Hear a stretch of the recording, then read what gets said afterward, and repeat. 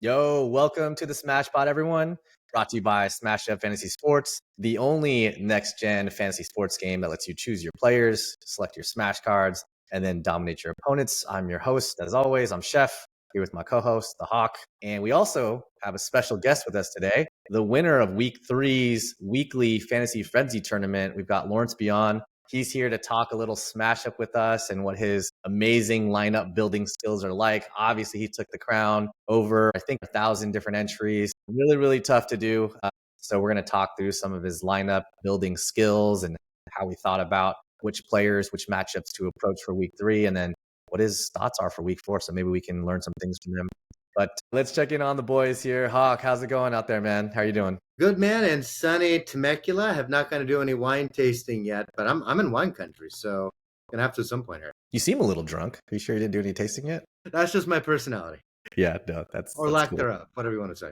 Yeah, a little bit both. And then we've got Lawrence. You're calling out from LA, right? How's it going, Lawrence? I'm good. Thanks, guys, for having me on the pod. Excited to talk more about Smash this week. Yeah, we're excited to have you, man. Thanks for joining us. We're going to talk through some of your really amazing choices in your lineups here. So we're going to pull this up. We're going to take a look at your lineup from last week, and definitely would love if you could break down how you're approaching your lineup selection process. All right, so we've got Lawrence's winning lineup here for Week 3. We can see it's for the Fantasy Frenzy Weekly Tournament. Just really quickly to go down the list, we've got Josh Allen, Jordan Mason, Kyron Williams, Rashee Rice, Amari Cooper, who finally busted out. Dalton Kincaid, I guess you could call that a bust out week for him too. Well, yeah, 3 catches, I think. Juwan Jennings, I mean, he was probably a part of many, many winning lineups in Smash Up, but also in just standard fantasy. Evan McPherson, and then the Jets defense as well, which got you a crazy 64 points because you stacked some cards there. So why don't we start by just talking through the lineup a little bit, just what were some of the plays that you thought were going to be really, really amazing, some smash plays for you, but also some plays where you were a little dicey on going into the week? Yeah. Generally, when I approach these lineups, I have a theme or some sort of, I look at matchups to make sure, just kind of develop a theory on how I want to line these up. And for this lineup, I centered it around the Jets defense. They're going to be able to stop the Patriots. They don't really have a lot of weapons, and the Jets have pretty good defense. So I stacked the cards, Hall of Fame defense, and starting defense on that. So I doubled down. That's how I was able to get the 64 points. Surprisingly, that, I think other cards performed better than that, or other players, but that was definitely the center there. When I lined this up, I knew just from past experience that I can't win off of one card. I need to make sure that the entire lineup performs. So I was able to get Josh Allen. Josh Allen has been really efficient this season, unlike last season. So he was up in my first choice. Jordan Mason's been balling. A little underwhelming last game against the Rams. Yeah, I think that's a spot where a lot of people expected him to blow up. So that 8 points right there actually wasn't even one of your big performances there, where you probably expected that going in, right? Yep, exactly. I thought that was going to be one of my better cards there, better players. Tyrann is not a surprise. He balled out. Definitely didn't expect him to do that well, but he performed well. Rashee Rice, he's been doing well. Really, Amari Cooper was sort of a gamble, I would say. Yeah. I don't know how often you've listened to our pod, but Hawk and I have been going back and forth about Amari Cooper, and I think, Hawk, you called it, this week was like make or break for him, right? It's like he's getting all the volume. He's catching like 1 or 2 passes every week. Like if it wasn't going to happen last week against the Giants, it's just maybe never was going to happen, but he finally came through. Exactly. And so that definitely was a big plus, made up for, Jordan Mason underperforming. Kincaid was just a filler TE for me. I had the money left. He was my last choice. I just kind of put him in there, and he ended up getting a touchdown, which is awesome. Dalton Kincaid is watching this episode right now, and he's so sad. He was so happy when he's like, someone picked me, and then I'm a throw-in choice. I had a little money left over. I just threw it at him. There you go, Dalton. And he's sad. The good thing is Josh Allen gave everyone a touchdown on his team. So yeah, it was like Oprah. Yeah, yep, everyone got a touchdown. Yeah, Josh Allen was generous. Yeah, and then Juwan Jennings. I mean, come on. I don't think anyone saw that. I think we all knew he was going to be a good play, but 175 yards, 3 TDs. I mean, that was pretty You're talking to a incredible. guy wearing a Niners jersey. Maybe he did know. Like Lawrence, tell us, is this something Yeah. Did you know? Did you expect 175 yards, 3 touchdowns? Nope. Definitely. I thought it was the best flex option I had, so definitely took that risk there. The biggest disappointment for me was really Evan McPherson. You played a card on him. I played a part on him. It was big kick energy, so I thought he was going to have more 40-yard opportunities. He had 0, and he missed a field goal as well. I think it was a 29-yarder. So he was the biggest disappointment. Yeah, and that game was 38-33. I think we just saw the score there. So in a high-scoring game, McPherson only got you 8 points. So really crazy to see like how your expectations when lineup construction was taking place versus the actual output. Looks like you got some surprises, but also some of your card usage really came through, especially on defense. So I have a question because when I do smash up lineups, I feel like I have my own particular strategy on how I start it. So I think you alluded to this. Do you start your lineup building with defenses? Like, is that the first position that you fill, or is there a different approach you take? Only if there's 1 or 2 like big mismatches that I see. Okay. Then that's I always look at matchup. So that's the first thing I look at. And then if not, if they're pretty weak, then I look at kind of individual players. You'll look elsewhere. Yeah. No, I'm with you. If there's a big defensive mismatch, you want to make sure you fit that into your lineup based on budget, right? That's correct. Yeah. Awesome. Okay. Hawk, any observations on the lineup or based on what Lawrence has talked about thus far when he was constructing his lineup? I mean, the construction makes sense. The smash cards are smart play on the Jets. I know, but I think you also like the 3rd or 4th place lineup, and there you spread your cards a little bit differently. But I think in this lineup in particular, you have 48 smash card points. It's like good, but not great if you kind of follow this. But you just nailed the lineup. I mean, across the board, Jennings, Rice, Cooper, Allen, Jets defense, like Kyron. I mean, you hit on you perfection just about like in predicting player performance. So phenomenal job. Thank you.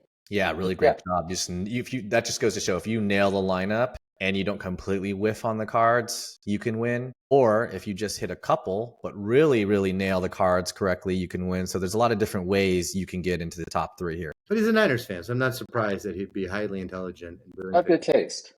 That's how it works. Yeah, Niners fans are usually pretty smart. So I know some other fan bases might disagree, but I think we think they're smart. All right, so that was your big week 3 winning lineup. As Hawk just mentioned, you also had a 4th place finish. So damn, you really had a great week. It's hard enough to just place in the top 10, but you had 2 lineups in the top 4. So really, really incredible work. What are you going to do with the $1,000 that you won from the tournament? I think you're going on vacation soon. Is that going to be spent within the next few days then? I'm also renovating a house, so it's probably going to tile. Okay, so it's gone. Yeah. Yeah, it's gone. It's already spent. It's already spent. Just what everybody wants to hear. What are you doing with $1,000? It's going tiles. So Tiles. Don't grow old, kids. This is what your life becomes.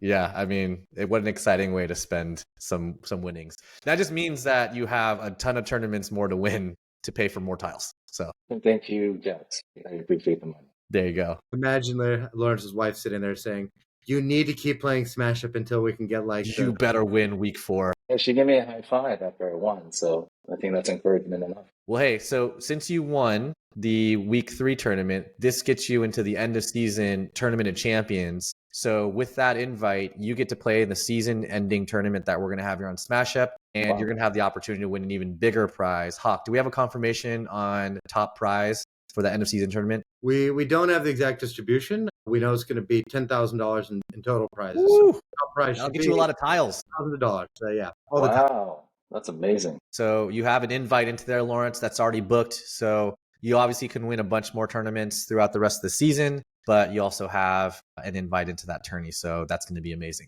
All right. Let's talk a little bit about league versus weekly really quickly, because obviously this is a weekly tournament. So it's 1 week. You want to play those boomer bust opportunities and players to try to really get your score up as high as possible. But league play is a little different, right? Do you approach setting your lineups in league play differently than the way you approach setting your lineups in weekly? I do a little bit. Well, first of all, I'm like last place in the league. So don't take my advice. But that being said, the way I approach it is I take more risks and experiment more on my multiple lineups on the weekly. And I tend to be a little bit conservative. I pick the favorite one that I've picked. Sometimes I make a few small changes, and I try to go conservative so that I can be more consistent in league. Right. That has backfired and hasn't been working for me at all. Okay, so you're in last place in your SmashUp leagues. Does that mean you may try the weekly approach to your league play now? Is that something that you're thinking about, or That's the only way I have a chance this season is to go YOLO and take the high risk lineups from my league. Yeah. What I'm hearing right now is then weekly you're Lawrence Byon, and in league you're Lawrence B off. So just not hitting. You're fired. That was terrible. I love it. I I gotta love have it. one terrible joke per podcast. It's mandatory rule. Well, the cool thing is you mentioned you're in last place, right? The cool thing about SmashUp leagues is it is a total accumulation of points over the across the duration of the season. So if you have a couple of big weeks, you can actually come back and catapult yourself back into the top of the standings. You won't be 0-3 like you are in a standard league, right? Like you can just have one or two big weeks and all of a sudden you're back in the top of the standings for SmashUp. So you're never quite out of it. It's like Mario Kart. You just got to go find the players that are beating you, go to their home, and just smash them over the head with a blue shell, and boom, you're right back in front. Yep, exactly. So one last question around like league play versus weekly play. Like, how do you think about stacking cards or the cards you select? Is that a similar approach, or do you do it differently in league versus weekly, or just how do you think about cards in general? Do you like to stack or just spread them out? I like if I think strongly about a particular card or scenario, then I definitely stack. I like the whole outcome based theme with Smash, and so usually I'm wrong, but when I'm right, obviously you're very right. Yeah, exactly. All right, so you mentioned it, SmashUp maybe versus traditional fantasy. How do you compare the two? Do you enjoy one or the other, or both, or what do you think about traditional versus SmashUp? Well, you don't have to worry about injuries. You don't have to worry about Sometimes I think a lot of us know this. When you play traditional, you kind of already know your team after a couple, 2 or 3 weeks. Yeah. And then it's like it's tough, and then you have to call your friends for people in your league to and bribe them with trades and all kinds of crazy stuff. I don't know what you're talking about. Just to have a chance. I don't know who's ever done that to me, but maybe somebody at this podcast. But that being said, it's great because I can have a new lineup.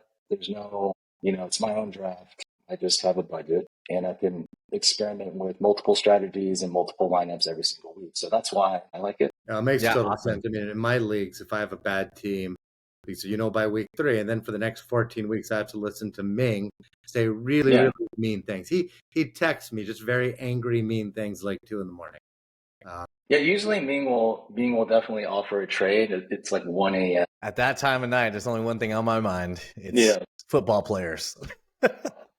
You up? Or food. Ming's looking for a trade right now. Yeah, but Ming, your offers are far more fair than Chris's. So thank you. Hawk, did you hear that? Yeah, they're terrible. Not about who's fair; it's about who wins, right? So listen, that's all I'm saying. Got defending champ right here.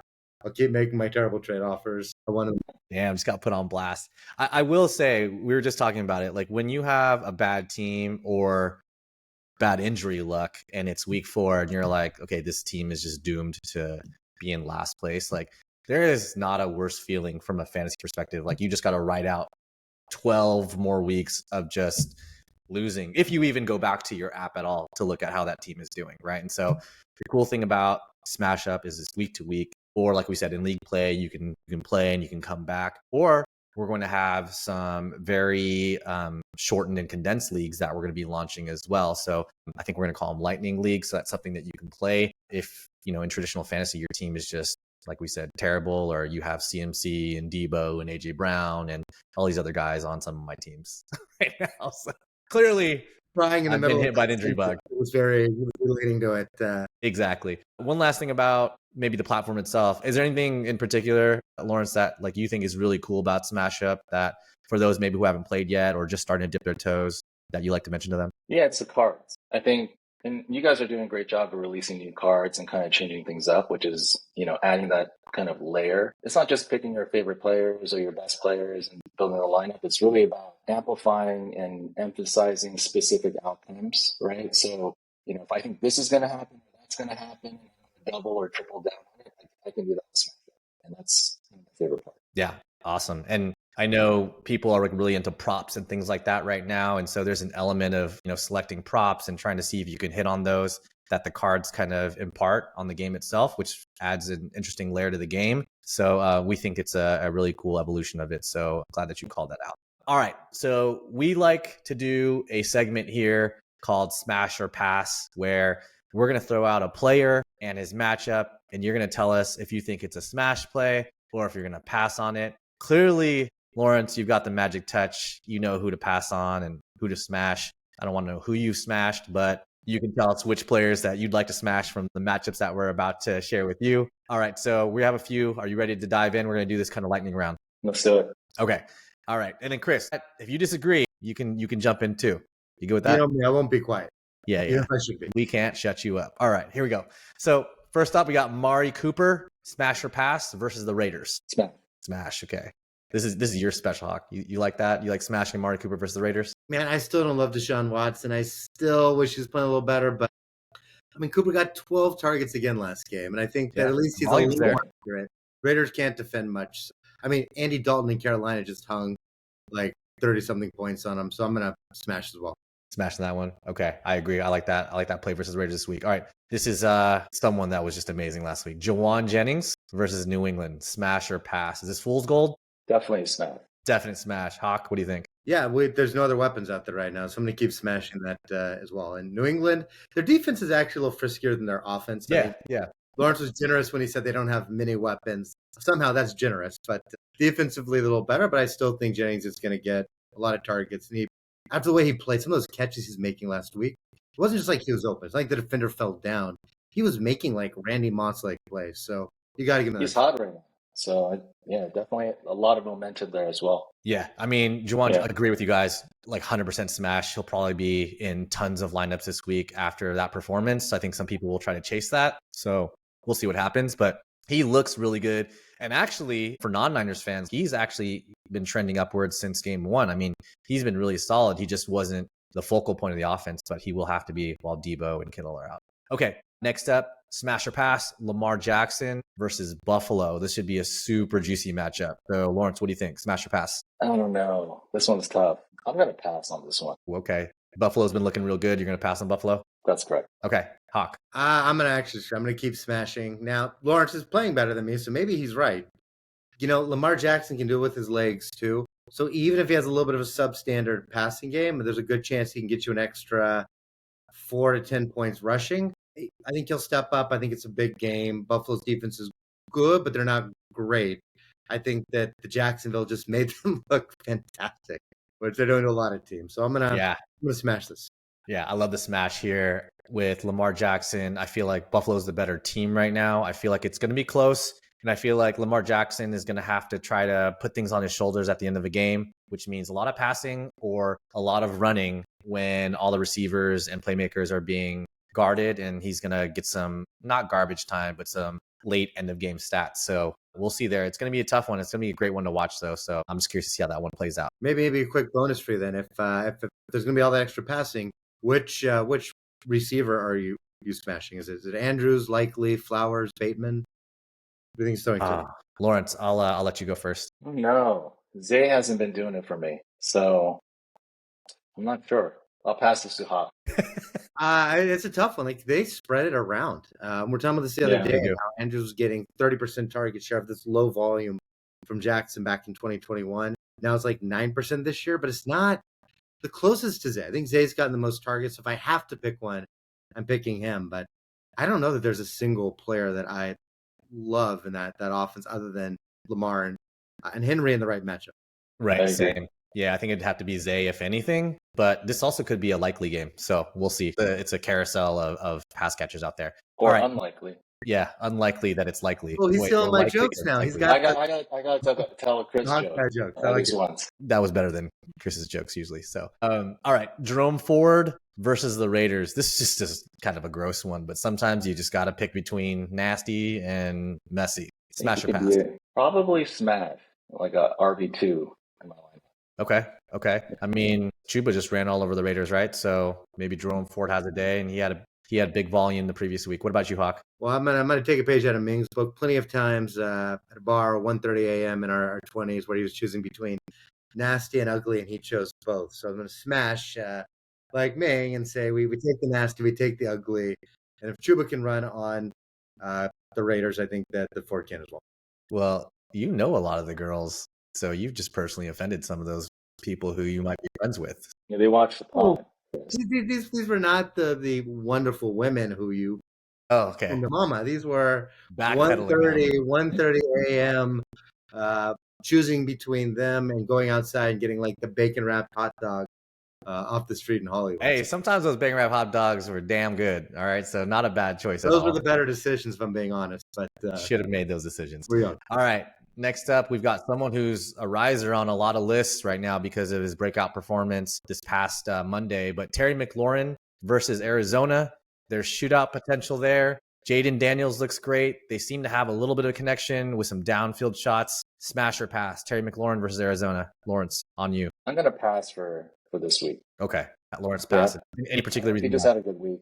We'll see. Okay, so not enough there yet where you trust that offense and McLaurin in particular. Okay, fair. How about you, I'm Hawk? gonna have some fun with this one. We talked about strategy earlier, so I'm gonna diverge. I'm gonna give two answers. I think for a league, I'm gonna pass because to Lawrence's point earlier, I want a little bit more consistency. I don't want the all or nothing here. I want to make sure I can get my points. For weekly, if I've got 3 lineups, 4 lineups, I've got a promo code and I'm taking a chance, I really want to push for first, I might smash because there's a good chance he could have a dud of a week. And that lineup's just done. Who cares? Doesn't matter if you're 100th or 1,000. But if I want to be like Lawrence at the top, winning the $1,000, he's going to get some deep shots. So why not take a shot at McLaurin in one of your lineups? Yeah, that game is going to be a shootout, I think. And Terry McLaurin could be a play that goes against the chalk, as they say. I don't know if McLaurin's going to be in a lot of lineups, but he could be a one that nets you a lot of points if he can grab another long touchdown from Daniels, who looked really great versus Cincy. So I like that, Hawk, that you split those plays between league and weekly. All right, next up, Tyreek Hill versus Tennessee. 2 teams that just do not have good quarterback play. And on, most occasions, if Miami was at full throttle right now, we'd be talking about this differently.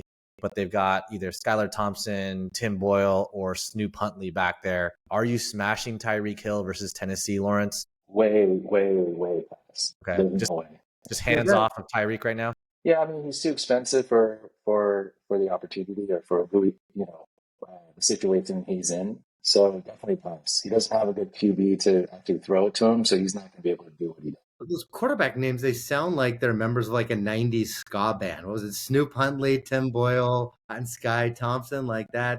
That doesn't sound like NFL quarterbacks. I don't like a quarterback that doesn't sound like a quarterback. So who sounds like, give me a name that sounds like an NFL quarterback. Brock Purdy. That's a quarterback. That's a guy respect that. Slam a beer and then go throw for 350 yards. Snoop Huntley, that's a guy who's like looking up analytics in the back room. And then writing like I don't know any analysts named Snoop, so I don't know what you're talking about, Hawk. Thanks. How many analysts do you know? A lot, actually. They're not named Snoop. All right, we got one last one. Najee Harris versus Indy. This is like one of those middle of the road choices, especially if you're looking at your SmashUp lineup. You don't necessarily have a lot of cash left from a budget perspective, but the matchup looks decent because Indy's doesn't have a great D. Smash or pass, Najee versus Indy. Smash if I can use him as a flex, I would say. Okay. How about you, Hawk? Smash or pass? I mean, I think he's questionable, but let's just imagine he's healthy for a minute. I agree with Lawrence here. I'm not a huge fan, but if I'm throwing in a flex on the cheap, he's a guy that could put up some numbers, be your Jordan Mason of this week. Yeah, I think he's day-to-day, and I heard the sling is off, so it looks like he might play. I think he's to our earlier point, a good league play, right? So could get some consistent points. Maybe he's not going to get you, extreme amount of points to help you win a weekly tournament, but could help you sustain for your weekly score. That's just what I want to hear about the guy I'm relying on for my team. They took the sling off today. It's Wednesday. They removed the sling. He's ready to roll out there. So you're not smashing it? You passing? I mean, you just said that concerns you. My answer is just a series of sounds and grunts. Yeah, you're just groaning now. Okay, which is probably not a good sign for Najee Harris, but we'll see. As someone who owns him across 2 or 3 teams, I mean, that's a tough one. I would probably look elsewhere, I think, given, to your point, his his status. But God, Indy is just a terrible defense. So there's going to be some points put up, even in an Arthur Smith offense. Lawrence, do you have any sounds you want to make that echo how you feel about Najee this week? No, I ran out of grunts and weird noises earlier. Yeah. Thanks. Thankfully. Yeah. Too much smash. All right. Well, that wraps up our Smash or Pass segment. Thanks for playing, Lawrence, and thanks for just being here in general to talk through your lineup. We're hoping you win another one so we can bring you back and we can talk through another winning lineup. But yeah, it was fun having you on the pod, man. Are you open to coming back and chatting another time? Absolutely. Yeah, thanks for having me, and I'll see you guys next week. Yeah, as long as Hawk is here, I'll come back. Yeah, so I get my own stipulation. All right. Any more time. Okay, that wraps up our episode. We are so appreciative to have Lawrence on to talk through his winning lineup and his strategy. Hopefully y'all listening learned a thing or two from him because like we said, he has the winning touch. But a lot of the strategies he touched upon are going to be great for SmashUp and then just like in general fantasy. So for us, that means we're out. Hawk, why don't you let people know how they can follow? You want to keep listening to a podcast that's better than laying tile? Subscribe, whatever software you're on. Go to smashupsports.com and register today. League play, weekly tournaments, league play, and single player coming soon. See if you can beat Lawrence or stop him from getting his house tile. It's going to be like a contest. Then go to social media, Instagram, TikTok, Twitter, wherever you are, at SmashUp Sports. Follow us and learn some more great tips and tricks. I think with that, we are... That's it. We're out. All right. Keep playing. Try to beat Lawrence. Just so you guys know, he is DSC off. So look out for him at the top of the leaderboards in future tournaments. For Hawk, Lawrence, myself, we are out. DSC off, DSC on. Goes both ways.